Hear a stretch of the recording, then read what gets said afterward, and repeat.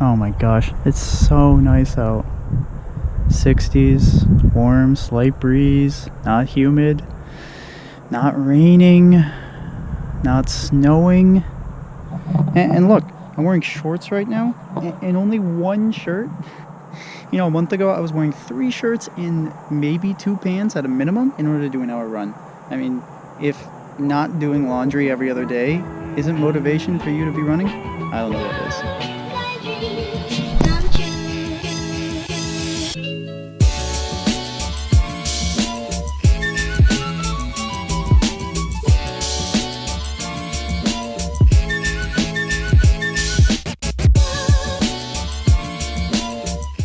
The way I see it, there's 3 phases to a marathon. There's the starting phase, aka the let's go phase, and basically it's the first quarter of the marathon, and that's gonna be when you've got all your energy, you're so hyped, you've trained months for this. This is the day, let's go, you're so ready, you feel good, you feel ready, you're ready to tackle it. Then there's phase 2, the cruising phase, or the I'm so bored phase. And that's like the middle half of the marathon. The important thing in that, for me, is to just try to stay mentally active. Not to slack, not to forget that I'm running, not to just want to stop because I'm bored, but to just be engaged in whatever I'm doing, whether it's listening to music or podcasts or talking to someone in the race, not to just space out, daydream. Lastly, there's phase 3, which is the final push, or the oh my god, I don't want to die phase. That's the last quarter. Yeah, you just push. It's really all there is to it.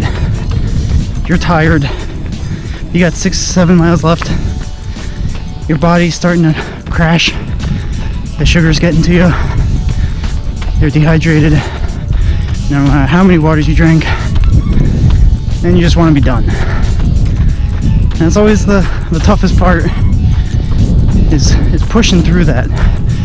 Basically, in the first phase, you gotta tamper some of that excitement and energy that you have and try to reserve it for the last phase.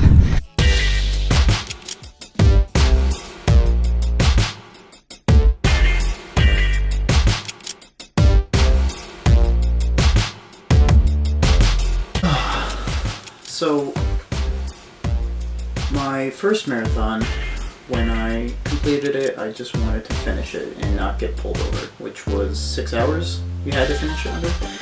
And I got 5:35, so I beat that one.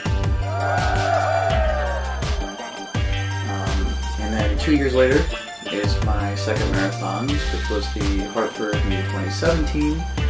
I won it under 5, and I did 5:08, so I did not hit that one. But, you know, I ran into some issues. I really think I could have gotten under 5, but I was my own worst enemy, honestly. I wore an armband, and I never wear armbands, but I didn't want to hold my phone. And about mile 15, I started getting major pain in my back, just because I wasn't used to the armband, I think. And it ruined my run. My legs weren't even tired at the end of the marathon, especially compared to the first time when I could barely stand. And that really bothered me because I think I could have done a lot better than the time I got. Alright, so goals for the Vermont Marathon.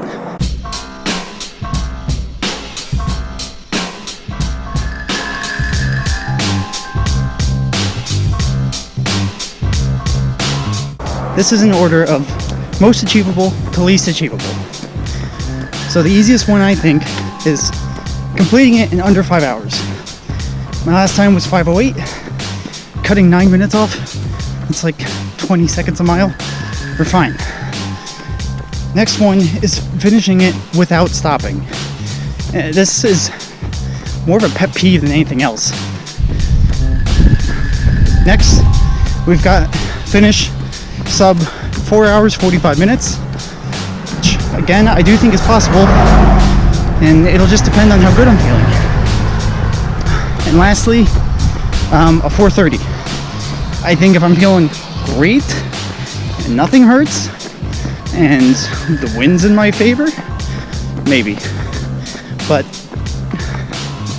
I do think a sub 4:45 is definitely attainable if I don't have any weird pains. We'll see.